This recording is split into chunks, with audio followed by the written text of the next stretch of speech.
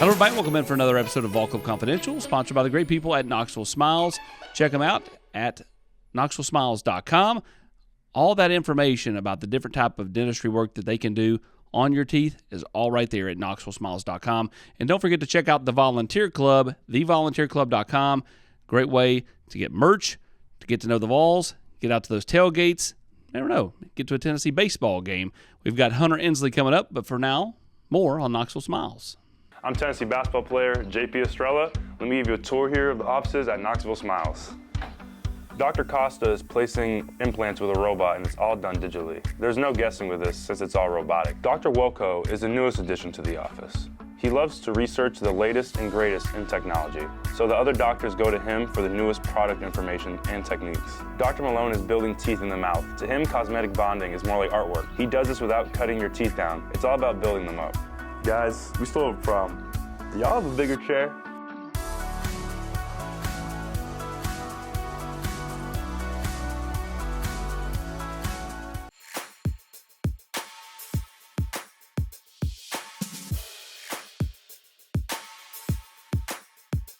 What's up, man? How's it going? Good, you? Doing good.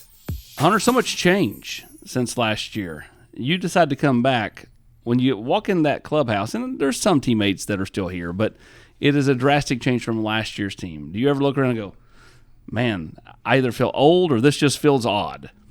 It's definitely an every year thing that I've kind of been here because you get so many guys now that are in and out. You know, you get your transfer guys in, and the next thing you know, they get drafted, and then, you know, kind of next man up. And obviously with the older guys leaving too, I remember 3 years ago I was looking at Luke Lipsius like he was old, and it's kind of like a blink in an eye. I'm kind of the old guy now, but Do you feel old, though? I don't feel old. I think the young guys keep me feeling young. Guys like Andrew Fisher have a lot of personality, and they keep me laughing too. So I definitely feel like the older mentor, but I don't feel as old as, you know, I probably am. It certainly feels like this year's team has more there's been transfers the last few years, right? Maui and different guys that have come through, you know, but it feels like this year's team has more. Like, was it a little bit harder to, you know, gel in the offseason when there's the core group is different, like from different areas coming from different places, or were you all able to just kind of just pick up right where last year left off and keep rolling? No, I would agree. Last year was a little bit easier because you had guys like Burke, Simo, KT, Dreiling. That had all been here. And I can go down the line of everyone who's been here, and it kind of helps, you know, with the culture. But this year, no, I would agree with you. It seems like there's a lot more new guys and a lot more new faces, you know, that are going to have to jump in and fill some of those spots. And I think the toughest thing is getting guys from like Ole Miss, Louisville, places like that. You know, they come from different cultures, so you kind of got to move them towards Tennessee culture, which is a little bit different, but I don't think it's anything drastic. But it's definitely something you got to, you know, work on a little bit, and you got to spend time with those guys off the field and get everybody moving in the right direction. When you look at this year's team, I remember watching we turned on the TV for the first game, and my daughter's like, "Who's that?" And I'm like, "I don't know yet. You got to learn them, right?" Like, right. You know, I mean, I knew some of the transfers like Fisher and Liam and some of those guys, but as far as like, you know, you get down into certain spots of the lineup, and there's new names for you. Like, if you've not really been following it day in, day out, right. You know, you've got to learn who this player is. Like, who is this person? Yeah, like, if you don't, I think if you don't follow it in the fall, or if you really don't follow baseball, you know, 365 days out of the year, it's definitely when these guys pop up on TV. I mean, I would say other than myself, Dean, Bargo, and Peebs, there's not really any familiar faces as there was on that team last year. But I don't think it'll take too long to know a few of these guys because of the impact they make on the field. Kenneth Peebles was that guy. He had a really nice year at NC State. Came in last year and you know, kind of played that, you know, that reserve role, like, you know, when Cal Stark wasn't there, you know, and they wanted to give him a look for the day, or just kind of a pinch hitting role. Do you feel like he's ready to kind of be that guy that bursts onto the scene that everybody goes, wait, this guy's really good. Because, Yeah. last year you just kind of saw him in like a little bit of role, right? I think last year, before the season, he was kind of the guy that you thought was going to jump on the scene and do a bunch of damage. And for some reason, whatever it was, it just didn't go his way last year and didn't work out for him. But, no, there was never a doubt that was our guy coming into this year. And I'm 100% confident in, what he's going to do for us this year. He's just a stud athlete and, great mentality and obviously extremely talented. So we're excited to see him on full display. Dean Curley, changed numbers, now number 1. Did you ever look around and go, wait a minute? That's a tough number to hold up because you got to follow Drew Gilbert. Yep. And then Christian Moore. So he's holding up pretty early. That kid's a freak. And that kid might be one of the most talented kids I've ever been around. Just bat-to-ball skills and infield play. And, strong arm. I was going to say probably the strongest arm I've ever seen coming across that infield. You're number 9. Were you number 9 in high school? I've been number 9 ever since I've put a jersey on. So when Cortland Lawson left after my sophomore year, I made sure to text the guy on our staff who kind of does the jersey stuff that I wanted 9 that year. And fortunately, I was early enough, the first guy to text him who wanted 9, so I was able to get that number. So you've worn it since you were a little kid. I've worn number 9, I'd say, since I was about 5 years old. Why that number? What made number 9 cool for you? I don't know. It's kind of a family number, and then I guess what helps it a little bit is my birthday's on the 9th. But I don't think that's never really been the main reason why I wear number 9. It's kind of just been what month? August. 8-9. 8-9. But it's just been a family number. For some reason, our whole family likes number 9, and the opportunity came up, so I had to jump on it real fast. So when you were playing football at Huntington High, you wore number 9. Number 9. Take me through. I heard you were a really good football player. Yeah, I was okay. A 4-year starter on defense, and my sophomore year I started playing offense. I was wide receiver, and then junior year quarterback. That's 2 what years. I thought. But I played both ways. Sophomore year throughout senior year. That is such a neat stretch of Tennessee too, right? Right. I mean, this those small little towns in West Tennessee. Like, I love high school football out there. They're little football towns. It's awesome. Really all it is, and those communities and those little towns. They love it. That's They the shut main it down event in the fall, and they'll shut everything down, and they'll travel to games, shut their businesses down that day if it's a long travel day. So, what was the best memory you have from high school football? I mean, tons. A lot of them, a lot of the big games, we really never seem to come through that much in the postseason. But I would say there was a couple Huntington versus Milan games. They were like 2 divisions higher than we were. Had that purple jersey. Yeah, they had the purple on, and we took care of business pretty much every single year we played them. I love that little stretch from Martin right on down. Like, it's fantastic. It's McKenzie. really Camden. Once you cross the Tennessee River, it's little town football country right there, and you'd be crazy not to want to go to those games or not want to play in front of those, Huntington football crowds on Friday nights. What hits harder, Milan or the Wall? I'll go with Milan. I was probably a little bit undersized, so some of those hits hurt a little bit worse, but I got with Q in the strength program, so the Wall didn't hurt as bad. But, I'll take Milan. I'll give those guys some credit over there. Let's talk about the catch since we're talking about the Wall.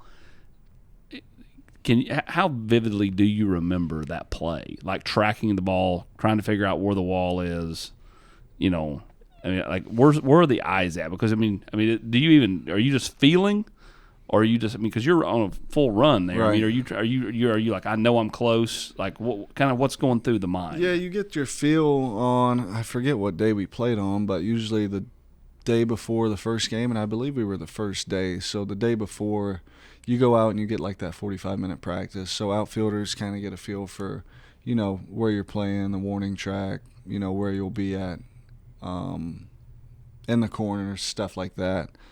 But, so I played the first game against Florida State, so I had a decent little feel out there. And obviously we played in Omaha the year before, and I had 3 games out there. But, I remember that play actually probably more than I do the slide. just because I think the stakes weren't as high. But no, I do remember it was an 0-2 changeup to D'Onofrio. He was our 4-hole hitter, and he kind of just took a changeup and put a really good swing on it. And the wind was kind of blowing out to left center, and he hit it just right, and it got up in that wind and carried.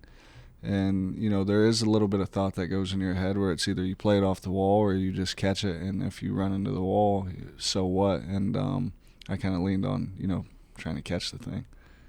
And then had your mark out there the rest of the tournament. Yeah. No, see, I didn't even know about the mark being on there right after the play. I found that out right after the game was over when we all hop on our phone, and it's kind of everywhere on all the baseball pages. But, no, that was pretty cool. And me and Burke were watching SportsCenter that night, and it was on SportsCenter Top 10. So it was kind of a cool experience, just, you know, seeing that play kind of explode. That whole comeback is something that people are going to talk about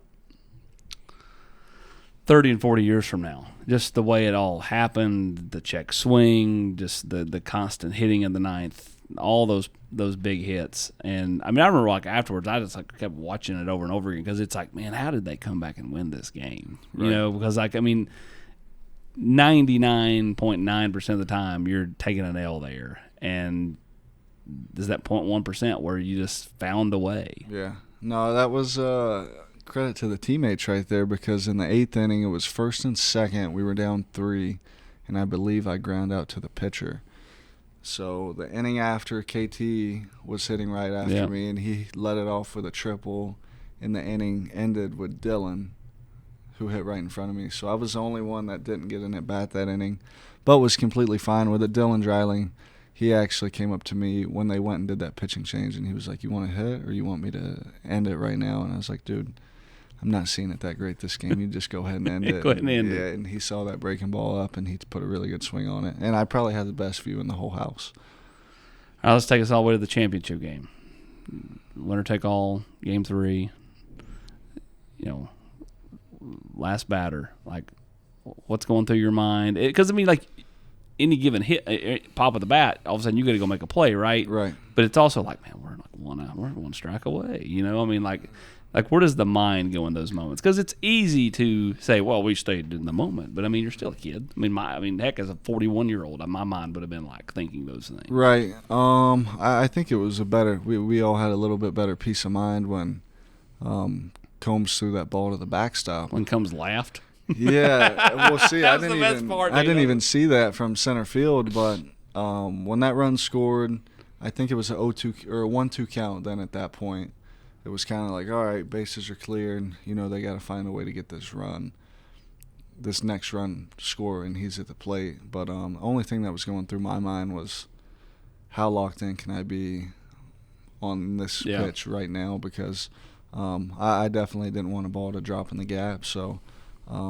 That was probably the most locked in I've ever been to go make a play, and fortunate enough, I didn't have to go run one down.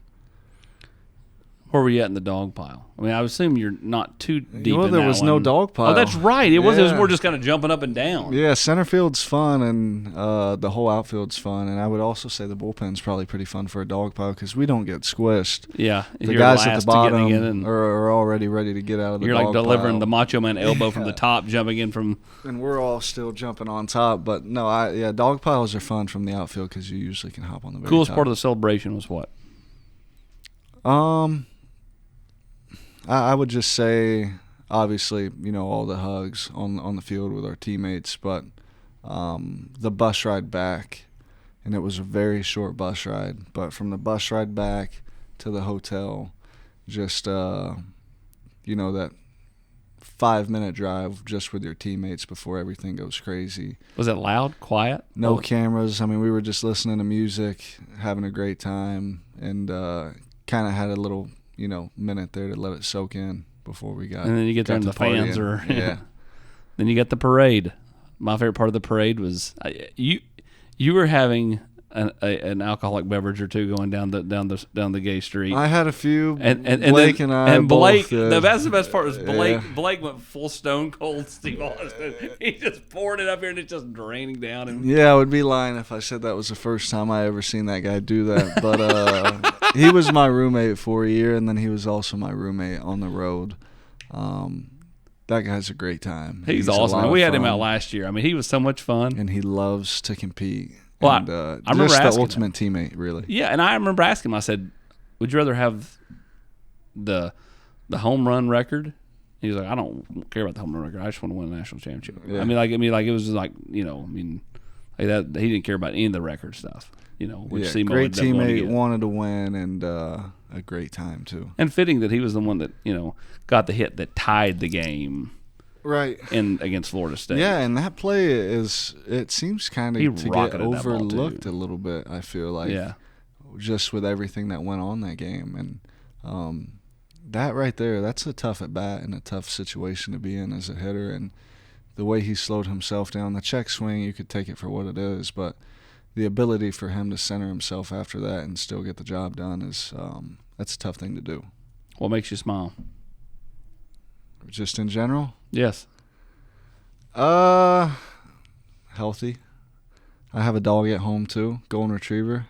His name's Bear, and every time I see that dog, he makes me smile. He's fun. I love him.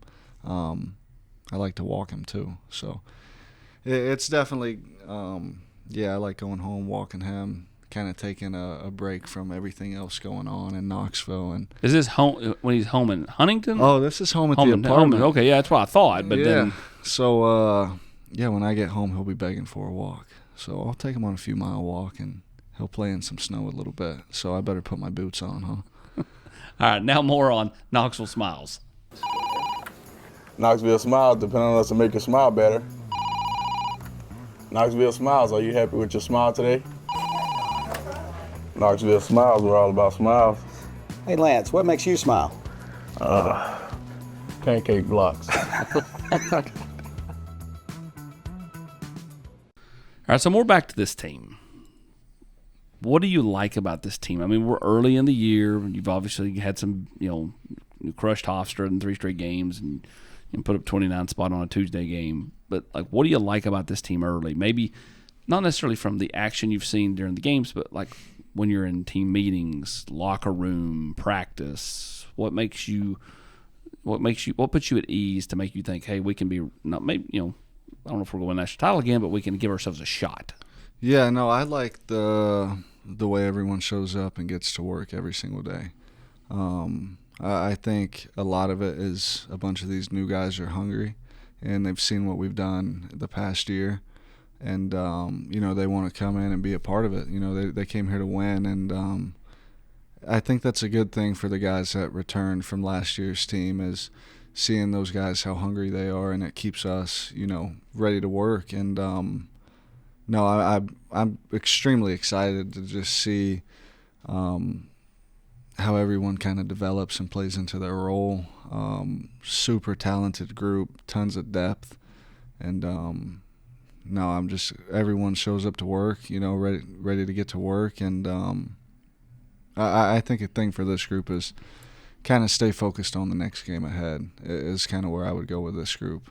Rather than big picture, I think this group definitely needs a lot to work on, has a lot to get better at. But, in the end, I think we're just as good, if not good enough, to make another run. It's one of those things where it's all about kind of matchups and all Right. these type of things. You got this trip to Houston coming up. You look forward to that. Just kind of we're gonna go against somebody that's gonna let us know where we are, maybe what we need to work on. Yeah, no, I think this weekend's going to be a good test for us too. Sanford's got a good baseball program down there, so that'll be another really good test for us. But Houston, looking forward to that. Looking forward to A.J. Russell getting back on the mound.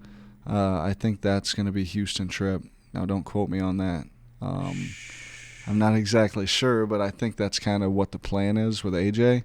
So super excited to see A.J. back on the mound. He's looked really good in some bullpens and flat grounds and live ABs with us. So that guy's a key piece for this team, and I'm ready to watch that guy pitch again. You get him back. Phillips keeps doing what he's doing. Liam's looks filthy as a left-hander. Right. All of a sudden it's like that's a bunch of depth, and then you have Snead and T. Frank coming out of the pen. Who do you least like to face in practice? Who is your bugaboo? Yeah, Marcus. I was gonna figure heat from the right side. Whereas He's like Liam tough. looks filthy, but you're at least a right-handed hitter. Yeah, and I hit a homer off Liam last year on a Saturday, and I give him crap about it all the time.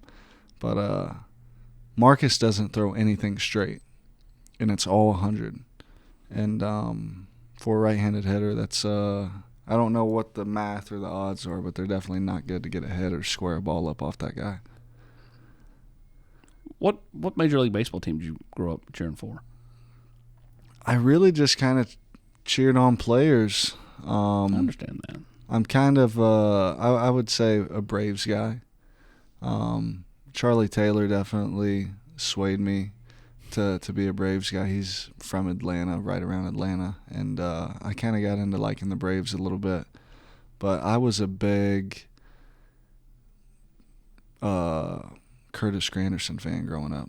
He was with the Yankees. I loved Robinson Cano. Ian Kinsler was awesome.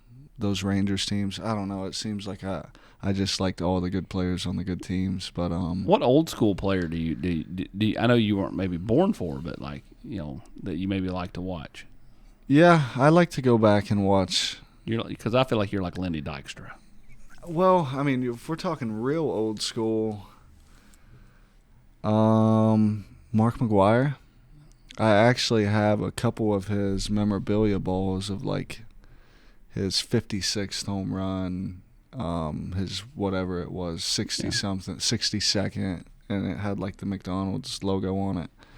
They're all at the house back home, so those are pretty cool pieces to have. How often do you get back to Huntington? I would say over the last, let's just say last calendar year, I stayed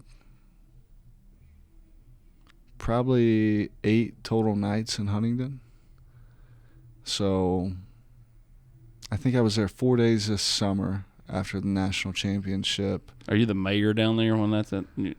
When they People like, say do they have I a sign am, when you but, cross the thing? It's like "Welcome to Huntington, home of world champion Hunter Ensley." No, but it wouldn't surprise me. They're so crazy about Tennessee that, I could definitely see them doing some stuff like that. Right down the road is Brewston, Tennessee, and that's the home of Patrick Willis right there. So they definitely have that sign up right there. But home of Ole Miss Rebel. Yeah, but that guy was a stud, and he was. Yeah, Be glad you didn't get hit by him in football. I wouldn't be here right now. That guy, I've seen him put some crazy hits down there at Ole Miss, and obviously we were Seahawks fans growing up, being from Alaska, and my dad being from Washington, and they always played the 49ers. And Patrick Willis, he'd put his nose in the hole and he'd hit you. Would you consider that you the Legion of Boom leader for the center fielders? I love the Legion of Boom. My favorite athlete growing up was Cam Chancellor. Yeah. Loved him. And I actually think I put that on my baseball thing. But no, we don't really have a Legion of Boom in the outfield, but that's a great idea, and I think we should get some T-shirts that say it. I like it. We should. I think that's actually a great idea. Legion of Boom, we throw it on a T-shirt, and anyone who runs into a wall or makes a catch on the wall, they're part of it. They're part of it. Yeah. I mean, that's the thing. You made that heck of a catch. Then Tears makes another catch right after that. And then Dylan actually ran into the fence game 3 as well against Florida State. So you have to send those guys Legion of Boom T-shirts. See, I've already Legion of Boom T-shirts and send it their way. Alaska. I went for the first time a couple years ago. Where'd you go? Oh, we went on a cruise out of Seattle, and so we did. Probably did Prince of Wales Island. No, we did not. We did Ketchikan, Sitka, and Juneau. Okay. So we did whale watching in Juneau. Then we did like in Ketchikan, we did the ship that's on. I forget the show, Deadliest Catch or whatever it is. Yeah. And so you go out there and like they take you out to that island where the bald eagles are. Yeah, so I was born in Ketchikan. Oh, really? Okay. That was the hospital where I was born at. I think there was a sign, "Born here, world champion Hunter Ensley." I don't know how far of many miles Ketchikan is from Kasan, but I believe you had to take a float plane from where we lived to get to that hospital. How many times have you taken a float plane? I don't know. I would probably say over 50. Just my guess. I was so young, I don't ever remember it. But when we were in definitely had to Juneau, do it. they just kept landing there, and then they would take off. There was one at Tennessee Orange when it was awesome. Really? Yeah, it was. I love that place. I just thought it was super neat. And I've done the whale watching a few times now, and I thought the whale watching up there was awesome. Yeah. Well, so we could actually see some of that from our house where we lived at. We were kind of right on the ocean. Nice. And I do have a few memories kind of looking out in the ocean and seeing some of those whales jump up, and pretty cool out there. It is. When was the last time you were there? Been a while, I'd say. The year after I left. So I left at 5, went back at 6. I need to go back. You do? Quickly. Maybe when my baseball career is over, I'll take a whole summer and just go up there and hang out.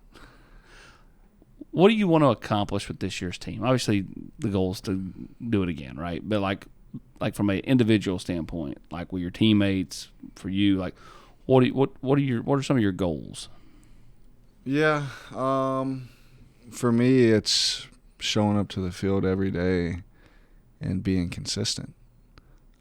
That's definitely a tough word to hold to a standard, I would say, but being consistent for my teammates and kind of letting those younger guys see that's kind of the way you do it around here. I mean, I watched Evan Russell do it for 2 years, and I could only imagine the 3 before that were the same way. And that stuff kind of sits with a young guy, just seeing about how an older guy, goes in, gets his work done.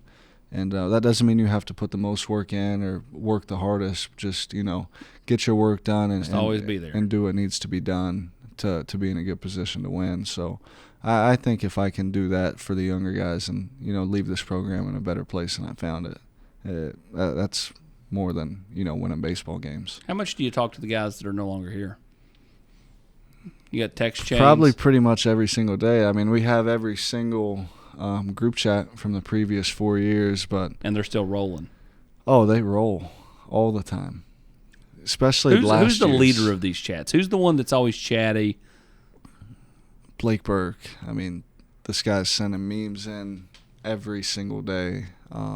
I would say that chat is a little more going than the others, probably because we're so fresh off that team, and that was just last year. But Blake Burke definitely seems to throw a lot of messages in there, and obviously Simo too. They like to keep in touch with the guys. There's a lot of just funny memories that pop up, and they'll just kind of pop them in those group messages. All right. Normally, this is the point in the show where I asked the either guy or girl to pull out the phone and call the one person they know they can count on to answer the phone at any given time. Yeah. We're not doing that this show. We're calling Blake Burke. Call him. Let's see if he answers. He is in Arizona right now. It's true. He actually may be doing something It's 6. much more important than I think it talking will be to us. 3 o'clock there. No, 4. It's Is that it time 4? of year where they're only 2 hours behind. Let's FaceTime him. Do you ever FaceTime him? Is he going to think this is odd? All the time he FaceTimes me.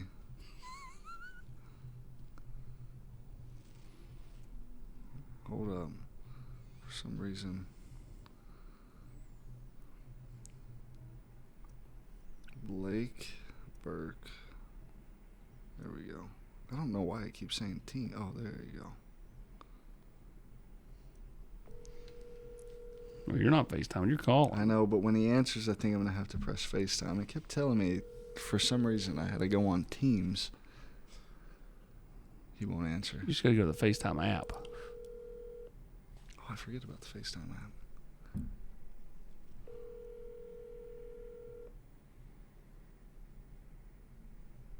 This is Blake Burke. We knew he would fail us. He's failing us. Wow. It's called Billy. Do I have to do this when I...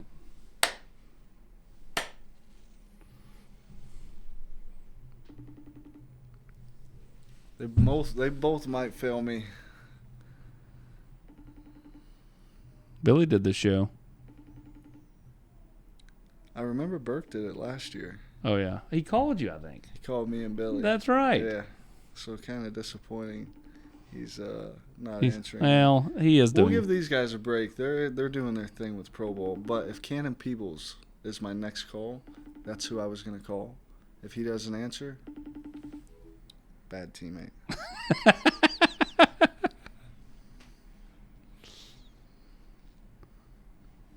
When's Drew Beam getting married? When's Drew Beam and Simo getting married?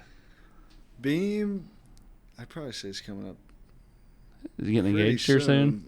You said Simo? Is Beam getting engaged here soon? Probably. Told you he would answer. Hey, we're on a podcast right now. I was just calling because I figured you would answer. Yeah. Why would I not answer you? Whoa, no, I called you because He questioned how good of a teammate you were. I thought you would answer. The question was call someone you would answer, but we called Burke. He didn't answer. Burke ain't gonna answer his phone. No, so we called you, and I told him if you didn't answer, you're a terrible teammate. Turns out I'm a great teammate. Yeah, you're okay. Yeah. All right, Peebs. We'll see you. All right. See you. So, if you weren't playing baseball, what would you be doing? Like, what's your major? Like, what do you want to do if baseball ends? What do you want to do? I have a major. I graduated with sports management, so that could be coaching. Coaching would be my first thing I would say. But I don't know. I feel like I could be a good salesman. Maybe sell real estate. I think I can sell some big houses. I could see the real maybe estate one day. thing. But I also don't know if I want to sell houses. Yeah, but We'll see. I don't know. Maybe baseball lasts long enough to where I'll never have to get a real job. I mean, I think it's easy. You got to sell real estate. Here we go. There he is, playing golf. I love this. He's playing. Yeah. He's playing golf. What are y'all doing? Pod. The same thing you did a year ago. Well, his is probably more interesting than mine. I don't know, man. Your uncle was pretty pleased with how I got you to talk last year. Well, he's an easy man to please. What hole you on? Where are you playing golf at? I'm in Fort Myers right now. We just finished our 9 holes. So he's in Florida. Appreciate you answering on the first ring. That's my bad. I was thinking my poor putt. Nobody believes that. Nobody believes that. I missed. All right, Bill. All right, boys. See ya. See ya. Burke's probably next. Did He'll you- ring me back. But I mean, like, think about it. You sell real estate. I mean, like Hunter Ensley, he'll run through a wall for you. Could sell real estate, so if anyone is looking for a new realtor, could be your guy next year. Well, you could try to play professionally. Could be your guy next year. Could be. Maybe not. At this point next year, he could be in Florida or Arizona. Could be golfing with Billy. That doesn't sound too bad either. No, it doesn't. Either one. Warm. It's warm in Arizona and warm in. There's not snow right now, I'll tell you that. Yeah, I know. He had a T-shirt and a polo on, so I'm jealous of that guy right now. Tony, what's he meant to you? Everything. He's kind of been, he was the guy who recruited me, and he's our outfield coach, and that's definitely one of the coaches I spend the most time around, and he's definitely the coach that, gives the most input. But no, he's just been so great to me, and he will literally tell you straight to your face what you need to get better at and what you need to work on, and I think that's huge for a player, with a coach telling you, like, this is what you need to get better at, this is what you need to do to play or be in the lineup or even contribute. How important is the continuity on the staff from a standpoint of, like, Elander is going to be a head coach probably sooner rather than later, but he's still here. Right. Frank, older veteran coach who, again, will probably retire sometime, one would think. I mean, like how important is that, though, that, every day you walked in here, you knew where these guys were going to be and who was going to be there? Yeah, I think a lot of it comes from V just being so loyal to this place and the program, and obviously the whole state of Tennessee. And he kind of built this program pretty much from in-house guys that he's been around. Elander was TCU, and then they went to Arkansas, and they picked up Bonfield, and V worked under McCann, and I'm pretty sure McCann worked with Josh Reynolds, and somewhere down the line, Kivett's involved. So all these guys are just loyal to this program, and it's huge coming to the field knowing all these guys are bought in. You know, they could be working jobs anywhere, and they just want to make this place better. Have you ever blown off a stop sign from Elander at third? No, if I ever did that, he would not be happy. There's been a few guys that have, though. Burke has, and he got thrown out by like 50 feet. We need to pull that video up. I don't remember where it was. But Berg didn't answer, so now we're going to throw him under the bus, back him over. But that guy ran through a stop sign last year, and he was out by like 40 or 50 feet. And everyone was like, what is this guy doing? And Burke was probably lying. He said he didn't see it, but he definitely saw it. You cannot miss the stop sign from him. We just ran him over again. Yeah. But he didn't care. He too good of a hitter to take him out of the lineup. You're right. That's right. That's exactly right. You, like, someone dared take me out. Then we'll see how that goes over that for guy, you. he can hit, so he'd be chalked in. I would probably, if I was a coach, have 56 lineups, and I'd have Burke in there just every day before the season. He's that good of a hitter. Traditionally, you look at, like, you know, the way lineups were constructed years ago, and it was, you know, your leadoff guy was a kind of a speed guy, get him on, kind of see what happens. The old Kenny Lofton, Marquise Grissom, Otis Nixon, all those guys were born or played well before you were ever born. But I'm old. Now, I mean, you know, SEMO. You know, now you're Dean Curley. You know, now you're like, you know, you're 1-2 hitters for your all-time home run hitters. Your guys. It's not constructed that way, right? I mean, it used to be 3, 4, 5, and now it's like 1-2. Right. Let's get them as many at-bats as we can. I think in college, it's definitely different than pro ball. I think you want to get your best players the most at-bats, and it shows how, I mean, it definitely works. Simo and Burke, you wanted to get those two guys up to the plate as much as possible last year, and you know, they produced, it seemed like, a lot more than they didn't. What one series in the SEC are you looking forward to most? I would say Florida, just because it's the first one, and it's a weak answer. That's kind of where you don't want to can get bulletin kind board of material. see It's where, okay. I'll say it. Alabama. They're the only ones that got you last year. We play Alabama, don't we? Yep, early again. You played them early last year. I would go with Florida right now, but I mean, I can go on and on about like 9 different schools. Which is the one that actually really does get to, like, no, I don't mean like in a bad way, but like, man, like you're like, I just love playing there. They're good. They test you. Yeah. Tough place to play. Well, yeah. I mean, my second was gonna be LSU. That place is electric down there. And it's a late April series. It'd be warm then, huh? Yeah. Those fans are involved, and it's a lot of fun to play down there. Obviously excited about A&M coming to town. Arkansas is a really fun place to play at. Ole Miss is going to be really fun with Fisher and Doyle. I'm trying to think. I don't even think we played Georgia this year. I don't think so. You don't play Texas either. Yeah, no Texas, no Oklahoma. Georgia's Which is odd a weird that one. you wouldn't get at least one of them. Yeah, Georgia's the one that was weird to me just because I don't know when the last time Tennessee hasn't played Georgia in the SEC regular it's only season proper. series. So I we've mean, always been on the same side.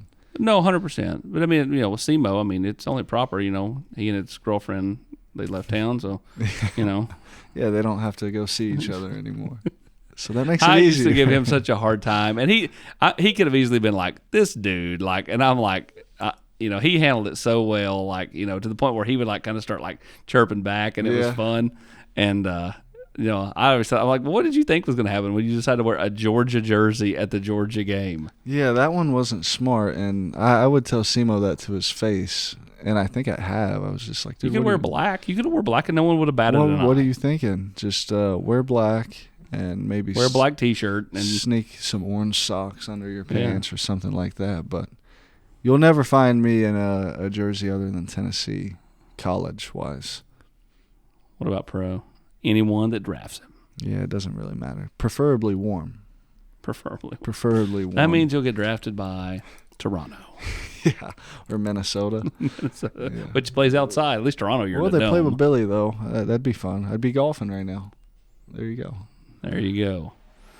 Man, we appreciate the time, buddy, and good luck the rest of the way this year. I know Tennessee fans are excited you're back again, and keep making them proud in that number 9, all right? Yeah, man, I appreciate you for having me. Thank you. Thanks for coming in. I appreciate you. Be careful. How we going?